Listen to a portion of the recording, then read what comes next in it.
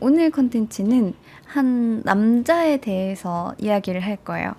그러면서 겸사겸사 여러분들한테 여자를 어떻게 꼬시는지를 같이 알려드리도록 하겠습니다. 유럽의 주축인 영국, 프랑스, 오스트리아 등등이 제국주의로 식민지 땅 따먹기를 하면서 서로 되게 막 치고받고 싸우고 있었는데, 당시 해상국가였던 베네치아는 조그마한 도시국가였던 데다가 영토도 작고 식민지도 별로 없어서 슬슬 열강에 밀려 몰락할 위기에 처했어요. 때문에 이 베네치아의 시민들은 불안과 불만을 품게 되었고, 베네치아에서는 이것을 해결하기 위해서 다른 쪽으로 눈길을 돌리게 됩니다. 아니야, 우리 안 망할 수 있어. 얘들아, 이거 봐라. 우리 이거 하면 괜찮아. 식민지 없어도 돼. 라고 해서 가져온 게 바로 유흥산업이었어요. 마치 여러분들 지금의 라스베이거스처럼 도시 곳곳에서는 합법적으로 도박판이 열렸고, 누구든지 술과 오락, 도박을 즐길 수 있었어요. 여성들은 그냥 일반 여성들과 매춘부들이 구분이 되지 않을 정도로 매춘 사업에 뛰어들었고, 유럽인들에게 베네치아는 곧 퇴폐와 유흥의 중심지가 됐습니다. 게다가 당시 유럽의 영국 귀족 가문에서는 자식들을 외국에 연수 보내듯이 여행시키는 게 유행이었는데, 이것을 그랜드 투어라고 불렀어요. 이 그랜드 투어는 유럽의 명문가 자제들이 다른 나라 귀족을 만나면서 사교의 장도 열고, 이성을 만나면서 이제 교류를 하면서, 또한 로마 제국의 유물들을 직접 견학하는 등 약간 귀족형 호화판 현장학습 같은 거였어요. 근데 돈 많고 귀족이잖아요.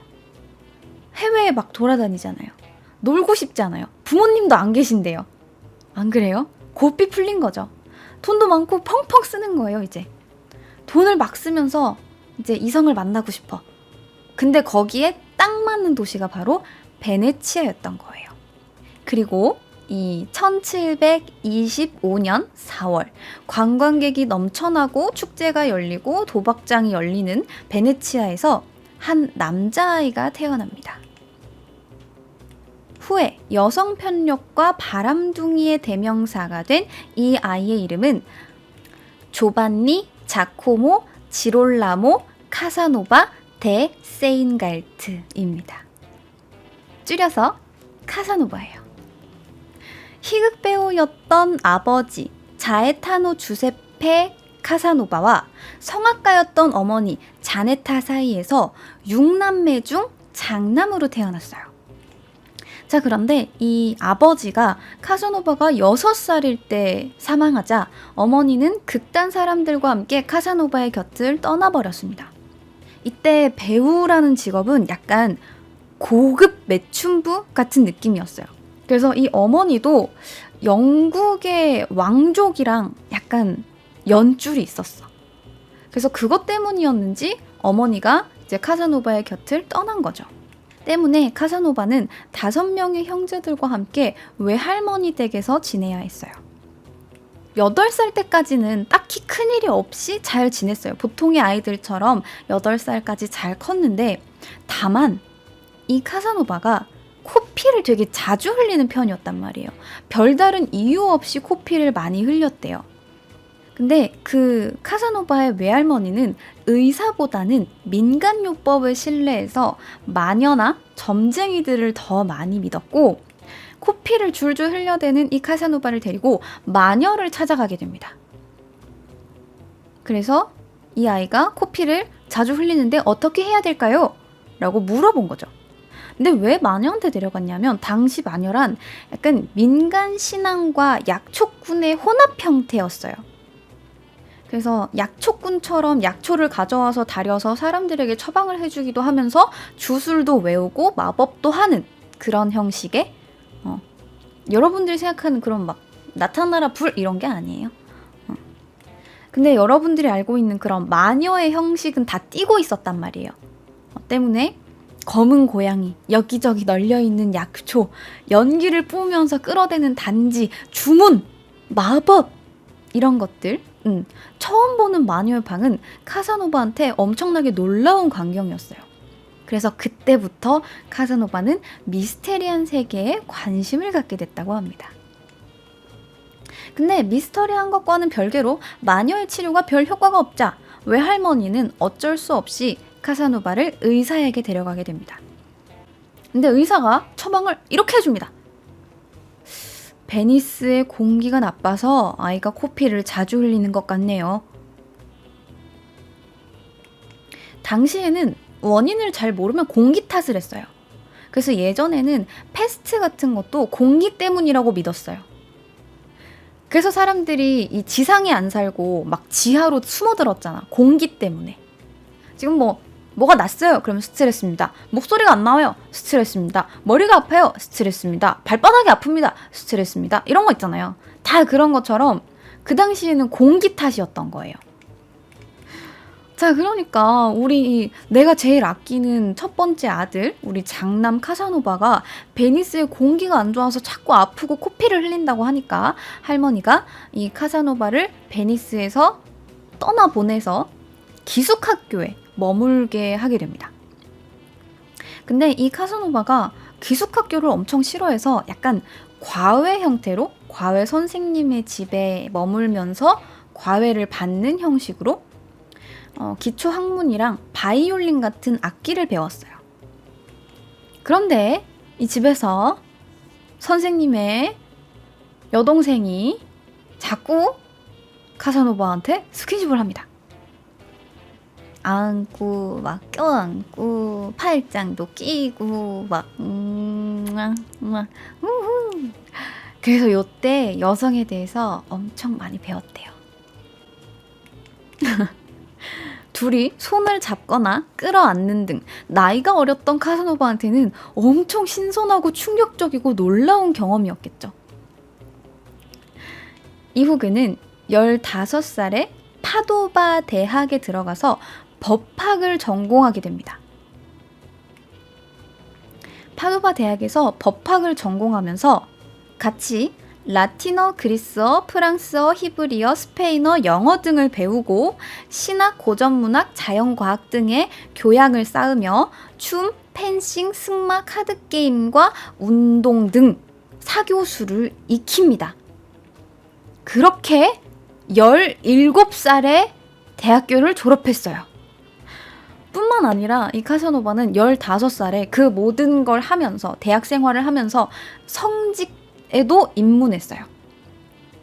그래서 대주교의 신품을 받고 대학에서 논문 준비를 하면서 성당에서 신학 강의도 했고 추기경의 비서로 일하기도 하는 등 정말 전도 유망한 젊은이였어요. 근데 원래 카사노바가 머리가 되게 좋아서 70살이 되도록 자기가 본 얼굴들은 단 하나도 잊지 않았고 자기가 읽고 들은 모든 것들을 다 기억했다고 해요. 자, 근데 이렇게 똑똑한 카사노바는 역시 베니스의 아들답게 도박을 하다가 빚을 지게 됩니다. 그래서 분노한 외할머니가 당장 집으로 돌아와! 이렇게 해서 베니스로 돌아오게 되죠. 근데 카사노바는 이렇게 몰락하지 않습니다. 그냥 끝나지 않아요. 베니스로 돌아온 키가 185에서 2m 정도에 달하는 훤칠한 키에 반짝반짝한 야망으로 빛나는 두 눈, 넓은 이마, 북아메리카 사람을 연상시키는 검고 탄탄한 피부의 똑똑한 젊은 청년이 파티에서 엄청난 인기를 끌게 됩니다. 그래서 그를 눈여겨보고 있었던 한 상원 의원이 이 카사노바의 후원자가 되어줬어요. 근데 이 카사노바가 자기의 후원자가 되어준 의원이 내심 좋아하고 있던 여배우와 연문서를 뿌립니다. 그러자 열이 받은 의원은 여배우와 카사노바를 한꺼번에 내쫓아버렸어요.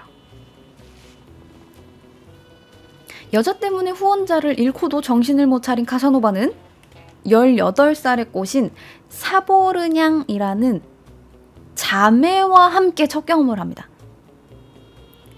이 자매가 각각 당시 17살, 14살이었다고 해요. 자, 어쨌든 이렇게 후원자도 없으면서 마땅한 직업도 없이 도박하면서 여자나 만나고 다니니까 당연히 빚이 쌓이게 되겠죠? 그래서 결국 그는 빚 때문에 감옥에 갇히게 될 뻔하지만 이 소식을 들은 카사노바의 어머니가 인맥을 동원해서 무죄 판결을 받게 해줍니다. 자, 이렇게 운 좋게 풀려난 카사노바는 얼마 후 로마로 가서 교황 베네딕토 14세를 만납니다. 근데 여기에 오래 있지 못했어요. 얼마 버티지 못하고 로마를 떠나게 되었고, 전에 일하던 추기경 밑에서 편지 배달이라도 해보겠습니다 라고 해서 편지 배달을 하는 일을 했으나 이도 잘 풀리지 않아요. 자, 그래서 이 추기경 밑에서 편지 배달하는 일도 잘 풀리지 않자 마땅히 할 수 있는 일이 없으니까 이제 그래! 내가 베니스의 아들이다! 타짜가 되어보자! 해서 타짜가 되기로 합니다. 카사노바는 제가 아는 최고의 타짜였어요. 가 될 뻔했는데 스킬이 부족해서였을까요? 그 좋은 머리로도 도박판에서 성공하지 못합니다. 그렇게 빚을 잔뜩 진 채로 카사노바는 21살이 됐어요. 그렇게 도박을 하다가 망한 카사노바는 이제 대학에서 배웠던 법, 내가 전공한 법을 이용할 생각을 안 합니다. 야, 나 같으면은 변호사 같은 거 하겠다. 안 해. 그런 거 안 해. 법을 이용할 생각은 안 하고 어렸을 때 배웠던 바이올린으로 먹고 살 생각을 하기 시작합니다. 극장에서 바이올린을 켜면서 돈을 벌었는데 이게 또 될 놈은 된다고. 어느 날인가 한 커플이 곤돌라에서 어느 날 한 커플을 위해서 곤돌라에서 이제 바이올린을 켜고 있었는데 거기에 타고 있던 한 의원이 갑자기 뇌졸중으로 쓰러지게 됩니다. 그리고 그때 당시에는 아주 너무나 당연히 상식적으로 통용이 되던 체액요법을 위해서 그 안에 있던 사람들이 쓰러진 사람의 팔을 막 갈라가지고 피를 뽑아냈어요. 그 당시에는 건강이 안 좋아지는 게 이 몸 안에 체액의 성분이 균형이 맞지 않아서 아팠다고 생각을 했었어요. 그래서 그 의원의 팔에 상처를 내서 피를 막 뽑기 시작합니다. 그래서 카사노바도 이 사람들을 도와서 이 의원을 옮기는 일을 했어요. 자, 그리고 그때 도착한 의사가 피를 막 더 뽑더니 가슴에다가 만병통치약을 바릅니다. 수은을 발랐어요.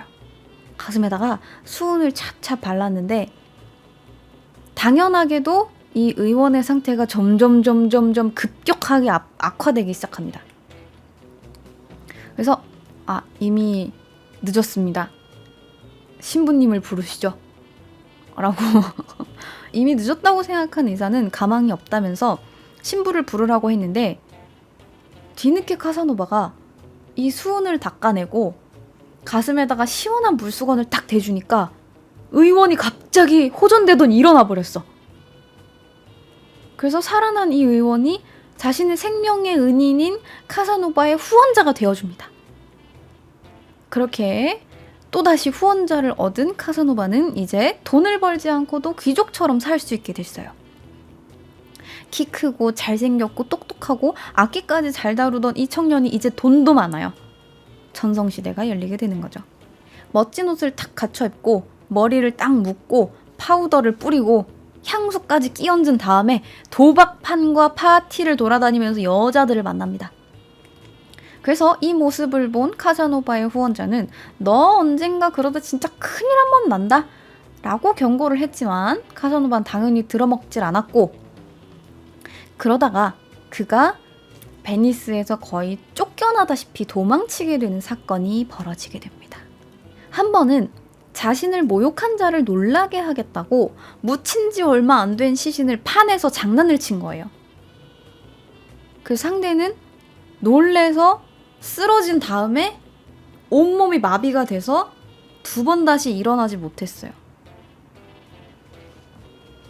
그리고 2번째 사건은 카사노바를 짝사랑하던 한 소녀가 자신을 받아주지 않자 경찰에 쫓아가서 카사노바가 저를 강간했어요 라면서 허위 고발을 하게 됩니다.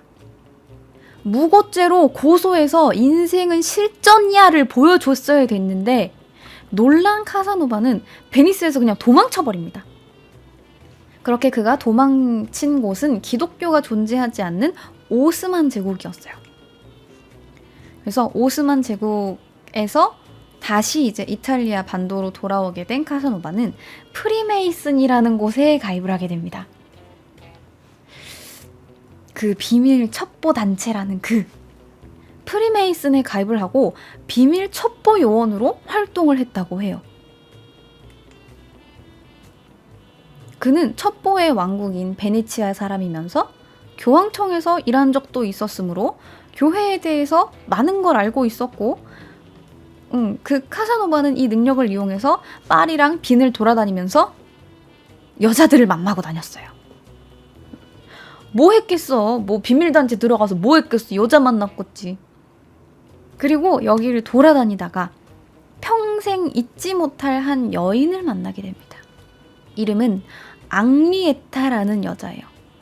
아주 강렬한 사랑을 했다고 해요. 근데 딱 3달 만났는데 이 앙리에타라는 여인이 카사노바의 모든 것을 이해해주고 객관적으로 보고 비판하고 훈계해주면서 옆에 있어줬대요. 근데 결국 카사노바의 변덕과 도박을 이유로 헤어지게 됩니다. 근데 헤어질 때도 돈을 주면서 헤어졌대요. 쿨한 여성분입니다. 당시에는 꽤 거액인 돈을 주고 헤어졌다고 합니다. 그렇게 사랑하는 여성에게 차인 절망에 빠진 카사노바는 다시 베니스로 돌아와서 마음을 추스르기 위해서 자신만의 그랜드 투어를 떠납니다. 근데 이 카사노바의 성격 때문이었을까? 사교적인 성격 때문이었는지 여행 다니는 게 꽤 적성에 맞았는지 빈 프라하 등지를 돌아다니면서 사람들과 잘 어울리고 연극 대본을 쓰기도 했대요. 그래서 후에는 발음에 문제가 있는 한 여배우를 위해서 알파벳 R이 들어가지 않은 희곡을 하룻밤 만에 완성하기도 했었다고 합니다. 똑똑하긴 했던 것 같아요. 꽤 재치있고 기발하고. 자, 어쨌든 그러다가 다시 베니스로 돌아왔는데 베니스로 돌아왔을 때는 이미 그가 유명인사가 되어 있었어요. 여러 방면에서 유명인사가 되어 있습니다. 경찰들 사이에서도 유명했어요. 왜냐하면 술 마시고 주정 부리고 여기저기 싸움하고 여자들을 꼬셔서 도덕적인 문제를 만드는 등 수많은 범죄 목록으로 이미 리스트에 올라와 있는 거야. 그런데 그 중에 한 번, 그가 또 평생에 못 잊을 또 한 여자를 여기서 만나게 됩니다. 잘 들으세요. 그 중에 한 번은 부유한 상인의 젊은 딸을 만났어요. 그냥 M이라고 부를게요. M. 상인의 젊은 딸을 만났는데 이제 이 관계가 아버지한테 들킨 거죠. 근데 아버지가 좋아하겠어요? 막 여자 만나면서 막 후리고 다니는 이런 남자한테 우리 딸을 주고 싶겠어요? 아니겠죠. 그래서 이 딸을 정숙한 수녀원으로 보내게 됩니다. 근데 알고 보니까 이 MC가 이 여자분이 임신을 하고 있었던 거예요. 그래서 수녀원에서 유산을 하게 됩니다. 이렇게 유산한 M을, 그녀를 잘 돌보아 준 것이 한 수녀였어요. 근데 이 수녀가 상인의 젊은 딸을 돌보아 주면서 여자끼리 그렇고 그런 사이가 된 거예요. 그런데 또 이 수녀님이 프랑스 대사의 정부였어요. 수녀님이 양다리인 거지. 수녀님은 프랑스 대사랑도 만나고 이 여자분이랑도 만나고. 그래서 카사노바가 이 상인의 젊은 딸을 못 잊어서 수녀원에 만나러 침투를 딱 했는데 수녀를 만나게 됩니다. 그래서 이 수녀한테 첫눈에 뿅 하고 반했어요.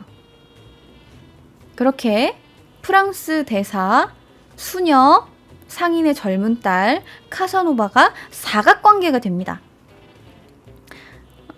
그런데 그러다가 이 프랑스 대사가 프랑스로 다시 돌아가면서 사각관계가 끝났어요. 근데 이 카사노바가 자기 입으로 내가 수녀원에 있던 여자 2명이랑 좀 그렇고 그런 사이였어. 아니 뭐 수녀원 다들 수녀원에서 애인 만나는 거 아닌가? 라면서 떠벌리고 다녀서 적을 만들기도 했고, 그가 만난 여자들 중에는 고위층들의 애인들이 많아서 그동안 카사노바한테 앙심을 품고 있었던 고위층들이 또 있었단 말이에요. 그래서 그동안 이 카사노바를 계속 벼르고 있었던 거야, 사람들이. 근데 그러다가 이 카사노바가 프리메이슨 등 이단과 관련이 있다는 정보가 딱 들어오니까 예전에 관련돼 있던 프리메이슨이랑 연관이 돼서 금서를 읽었다라는 이유로 체포가 됩니다. 그래서 카사노바를 잡아라 하는 체포 명령이 떨어지고, 카사노바의 주변 사람이 야, 너 체포 명령이 떨어졌대, 도망쳐 하는 사이에 하루 만에 잡혔어요. 그렇게 재판도 없이 그냥 한 번에 5년형을 받게 됩니다. 그동안 문제가 많았거든요. 여성들을 부도덕하게 꼬여내어서 뭐 이런 거 있었어. 자, 근데 특히나 이 카사노바가 갇혔던 베니스의 피온비라는 감옥은 유럽 내에서도 경비가 되게 삼엄한 곳으로 유명하단 말이에요. 특히나 이 감옥이 유명한 게 감옥 바로 앞에 탄식의 다리라는 게 있었어요.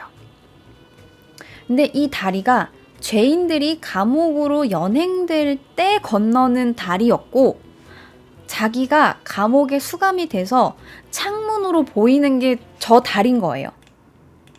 창문으로 다리를 보면 이렇게 보입니다. 창살 사이로, 이 틈으로 이 다리가 조금씩 보이는 거야. 미쳐버리는 거지.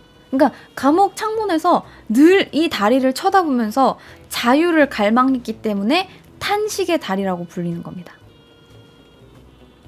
자, 이렇게 1755년 7월 자유로웠던 바람둥이 카사노바는 지붕이 납으로 되어 있어서 납 감옥이라고도 불리는 천장이 1.5m도 되지 않는 감옥에 갇힌 죄수가 됩니다. 자, 근데 이 자유분방했던 카사노바가 마냥 갇혀있기만 할 위인이 아니에요. 탈출을 시도합니다. 그가 편지에 이렇게 썼어요. 간수에게 죄인을 감시할 의무가 있다면 죄인들에게는 자유를 갈망할 권리가 있다.